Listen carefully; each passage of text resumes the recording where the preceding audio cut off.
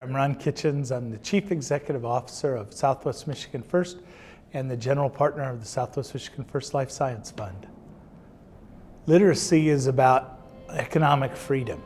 So if you can read, you have the ability to begin to chart your own future. But if you can't read, you don't know what the map's for. And that's, it's a function of my own life. When I look, both of my parents left school in the 6th grade. My father struggled with reading. And so when I was 4, when he was 20 years old, he was killed in an industrial accident because he simply couldn't read the sign that said, "Don't do this." And because of that, my little family, like a lot of families who struggle with reading and education issues, found themselves in poverty. Education is an amazing equalizer. And it truly is the thing that gives us economic freedom and self-determination. But if it wasn't for a 2nd grade teacher, my story might not have been much different than my father's. But I can remember like it was yesterday, going into the 2nd grade, my teacher was Mrs. Names. And it was a few weeks into school, and she said, "Ask me to stay in from recess." I was kind of that kid who got asked to stay in from recess a lot. But she said, "You don't know your alphabet and you can't read and the other kids can. But if you'll stay in at recess, I'll teach you. And by the end of the year, you'll be where everybody else is." Well, I don't know about you, but I think recess was probably invented by 2nd grade teachers to get kids out of the classroom so they could get a break.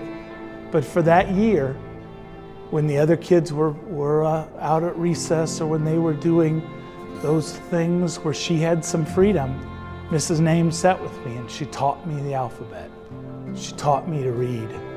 And like a lot of children who grow up in poverty, I think it was the 6th grade before I ever went to only one school in a year.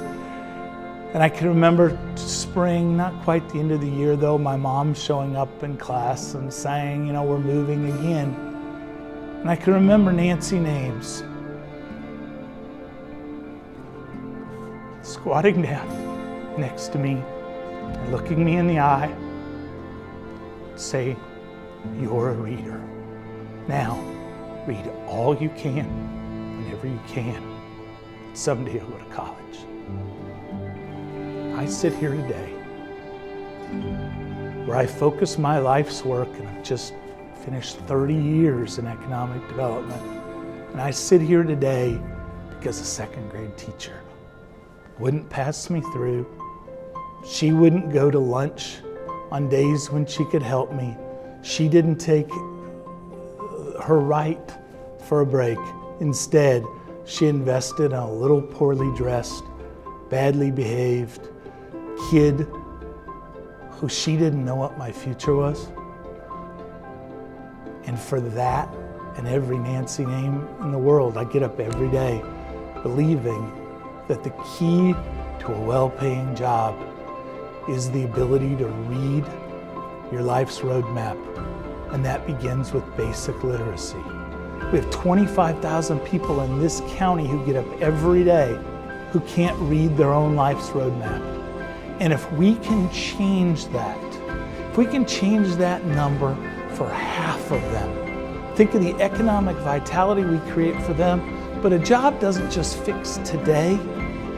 A job changes the future of a family. But in my case, that power of reading erased the past of poverty. That's why we're all here tonight, is to make sure that 2nd graders all over our county have a roadmap they can read.